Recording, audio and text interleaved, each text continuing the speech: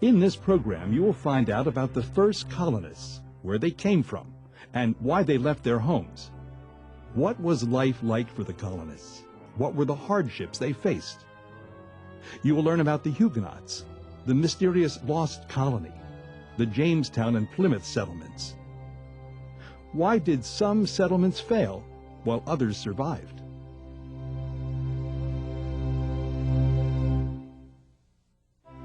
Within just 50 years of Columbus's and Cabot's voyages to the New World, all the major European powers had entered the race to establish profitable colonies in North and South America.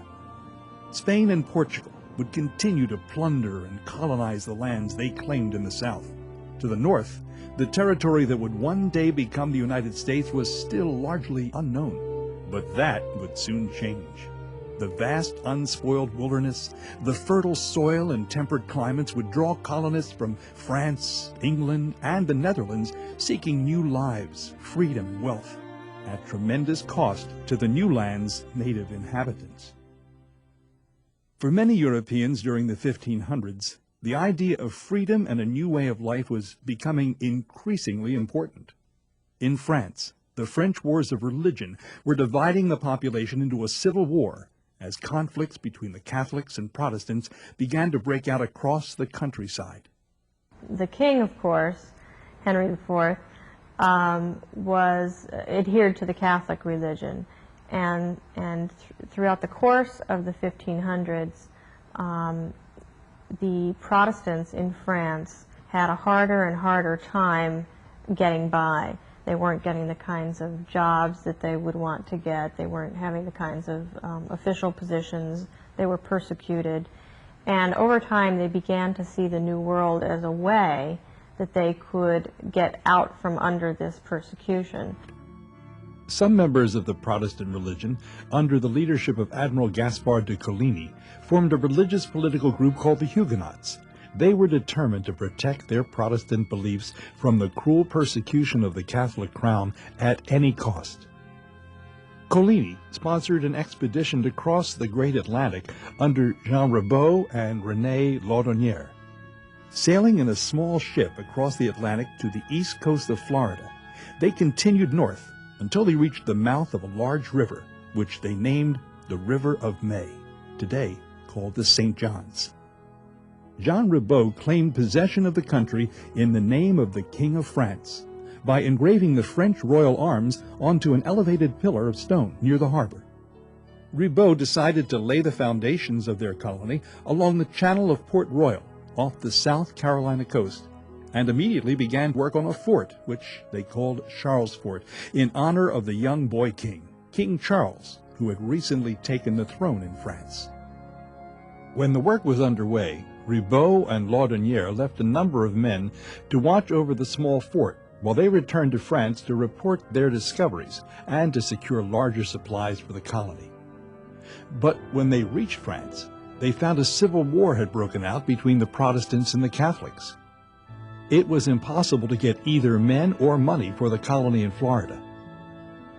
So the men at Charles Fort were left to their own fate.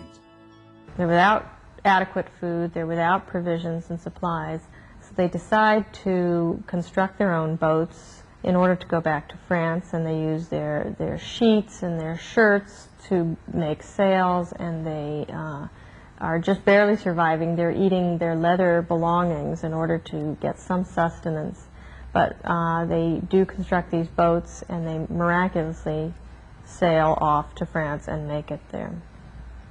On June 24, 1564, Laudonnière returned with a colonizing expedition to the River of May.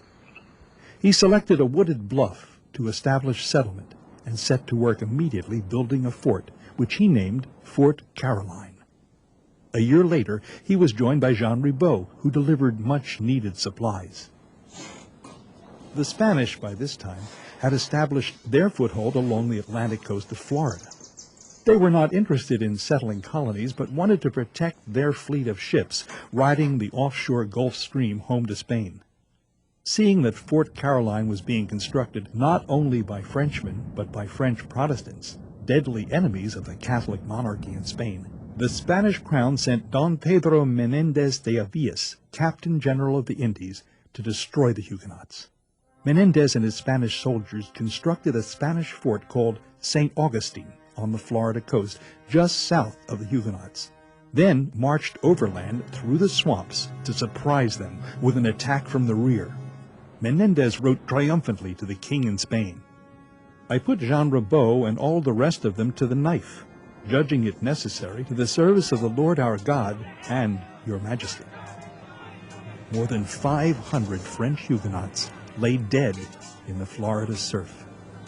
The French attempt to plant a colony along the Atlantic coast of North America had ended in disaster. A young English military commander and writer named Walter Raleigh, who had begun his career in France, established himself at the English court and soon became a favorite courtier of Queen Elizabeth I. England was determined to establish settlements in the New World, and in 1584, Queen Elizabeth renewed a patent which gave Raleigh the right to explore, colonize, and govern new settlements in America. The Queen insisted that all the laws passed in this new land must be in harmony with the laws of England. On April 27, 1584, Raleigh sent out an expedition to explore the American coast and decide on the site for the future English colony. Sailing through the West Indies, they landed on Roanoke Island off the Carolina coast in early July. Here they were given a great feast by the Indians of a small village in Roanoke. And after 2 months of exploring and trading with the native people, they returned to England with reports that the coastal region was densely populated with very handsome and goodly people. These Indians, the most southerly of the Algonquin coastal people, enjoyed prosperous lives with abundant hunting, fishing, and farming. The chief of the Roanoke region, Chief Wingina, saw the English explorers as potential allies who could help him extend his authority to other surrounding villages. So he granted them permission to establish their settlement on Roanoke Island. When Raleigh presented Queen Elizabeth with the reports of the expedition, she was extremely pleased that he had named the new territory Virginia for the Virgin Queen, and promptly knighted Raleigh for his successful efforts. He would now forever be known as Sir Walter Raleigh. In April 1585, Sir Walter Raleigh sent out a colonizing expedition consisting of 108 men, with Ralph Lane appointed as governor. Under his leadership, the colony explored the area and relied upon the Indians to help them find food.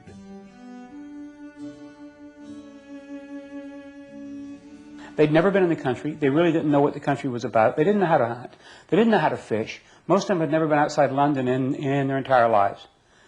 So they had no idea how to help themselves. When the natives cut off support, Ralph Lane, the military governor of the colony, decided that the natives were guilty of treason. War finally broke out in the spring of 1586, and although the colonists won an easy victory, unrest and distress continued to worsen. Raleigh sent out another expedition to America on May 8, 1587, with more than 100 men, women, and children. He appointed John White governor of the colony. They had been instructed by Raleigh to proceed on to the Chesapeake region, where a more suitable English base for action against the Spanish might be established. But the ship's pilot refused to sail further, and the expedition was forced to remain on Roanoke Island. The Algonquin people were by now extremely distrustful of the English intruders, and intermittent fighting began to break out between them and the settlers. That August, in 1587, John White's daughter Eleanor gave birth to a little girl named Virginia. She was the first English child to be born in the New World. Shortly afterward, a controversy over who would return to England sprang up, and it was finally decided that White should go. Reluctantly, he sailed for England, and he was not able to return to Roanoke for 2 years. When he returned to the island in 1590, he discovered no trace of the colony, except the word Croatoan cut on the doorpost of the palisade. The colonists had agreed to leave a sign if they moved from Fort Ronald.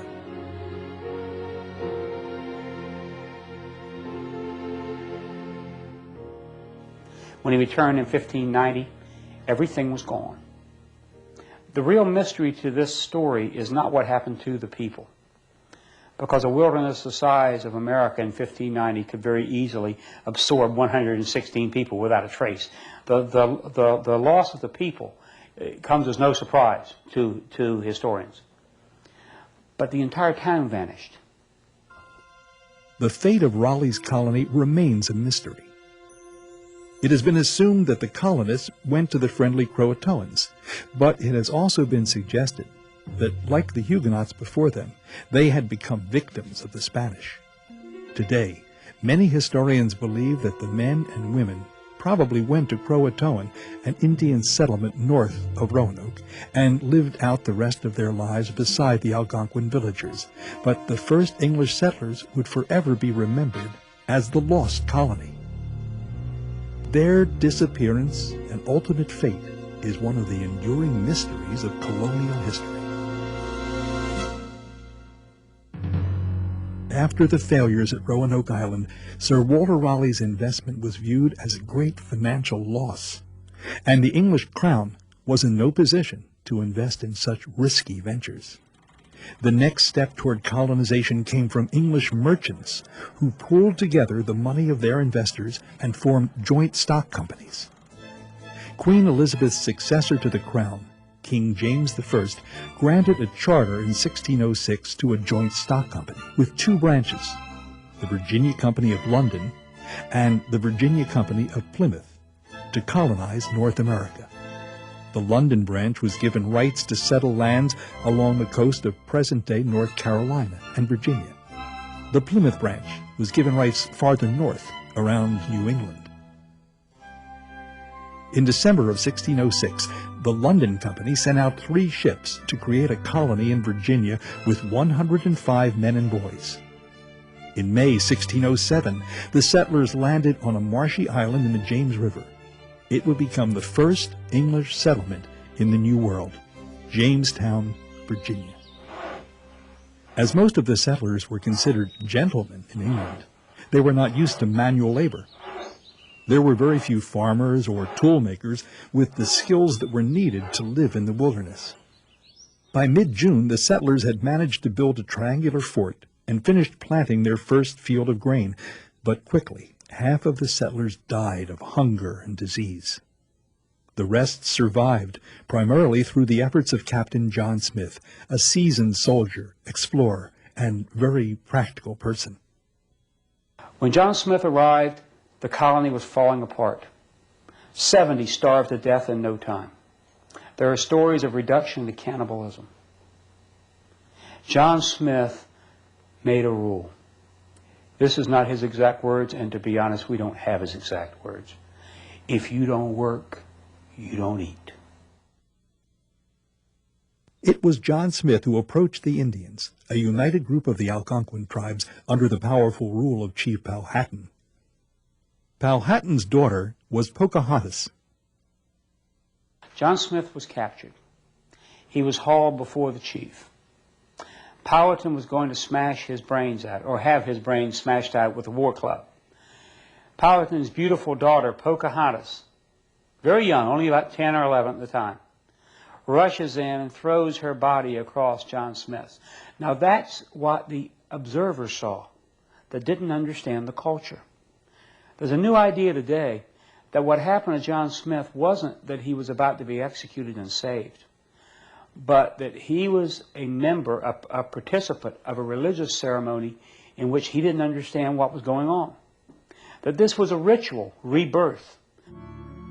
By January, when Captain Newport arrived with 120 more settlers, the original colony had dropped from over 100 to 40, and the settlement teetered on the edge of disaster.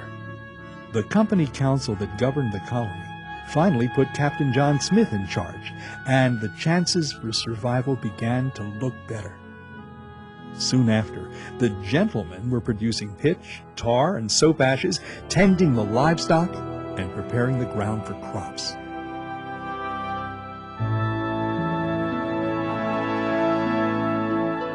What John Smith did for the colony at Jamestown was change the way the colony looked at itself. It changed the colonists from a group of men grabbing at the soil for scraps of gold to men seeing gold growing from the soil. The struggling colony suffered a major setback in the fall of 1609 when John Smith was burned in a gunpowder explosion and was forced to return to England. With his departure, the discipline again began to decline in the colony, and the relationships with the Indians also began to grow sour. Another group of colonists arrived from England, but without the necessary provisions. The winter of 1609 became known as the starving time, when 75 to 80% of the Jamestown colonists died, leaving only 60 survivors. It is believed that Pocahontas, meanwhile, had saved the lives of 3 more Englishmen who had angered Powhatan. When the English realized the influence she had over her father, Pocahontas was kidnapped and taken to Jamestown to force cooperation from her father.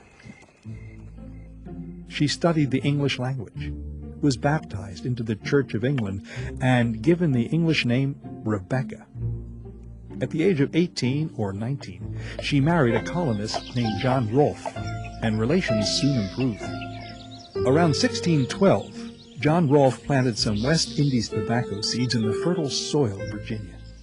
He also developed a method to cure the leaves so they could be shipped over long distances. The Jamestown tobacco was an instant success in England, and the obsession for finding gold gave way to a new obsession for planting tobacco. Colonists planted it everywhere, even in the streets. By 1614, the colony had built what would become the beginnings of a town with 2 rows of framed timber houses, each 2.5 stories tall, 3 storehouses, and a reinforced palisade. Several houses were also situated outside the fortifications. Since the colonists soon found that tobacco crops quickly wore out the soil, they were constantly looking for new fields. They started taking over Indian lands, and the Jamestown settlement began to grow north along the James River.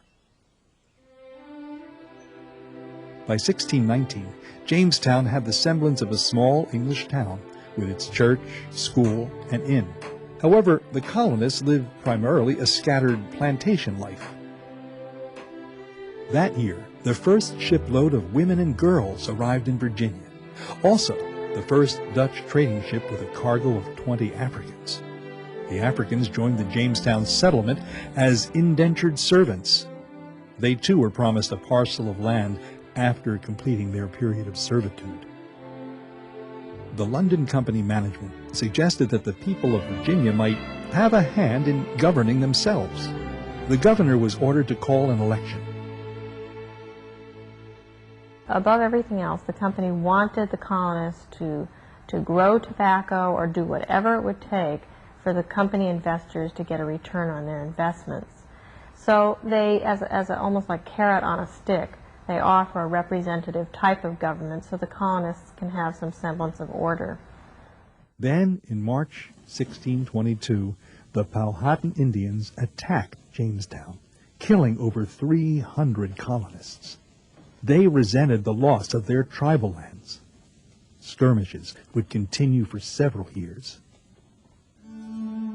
In England, King James blamed this on colony mismanagement, and he revoked the charter of the Virginia Company of London. Jamestown, Virginia, would now be a royal colony, and the Crown, not the company, would appoint the governors and council members. Jamestown was now the first English colony firmly planted on American soil, but all was not well at home in England. Like the religious wars in France, religious conflict in England was greater than it had ever been. In the early 1600s, all English people were required by law to belong to the Anglican Church, but many secretly kept their Catholic beliefs and hoped to someday be able to practice their religion freely again. Puritans and separatists, on the other hand, felt that the Anglican Church of England had not gone far enough and wanted to purify all traces of the Catholic tradition out of the church.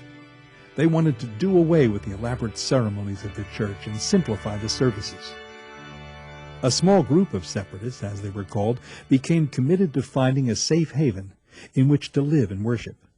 They met with the London Company, who had set up the colony in Jamestown, and were able to obtain a charter to settle in Virginia and set up a trading post. On September 16, 1620, the separatists began their pilgrimage and set sail out of England on a ship called the Mayflower. There were 101 passengers on board, many of them separatists, but they would all come to be known as pilgrims. The voyage across the Atlantic Ocean was rough and stormy, and it became apparent as they reached the North America coastline that they had been blown off course. They were not in Virginia as they had planned, but much further north near the New England area that John Smith had written about. On November 21st, 2 days after sighting land, 41 of the passengers crowded into the main cabin to decide what to do next. The London Company had no authority in this region. One of the non-separatists reasoned that now none had the power to command them. So they agreed to create a government by common consent and prepared a document called the Mayflower Compact.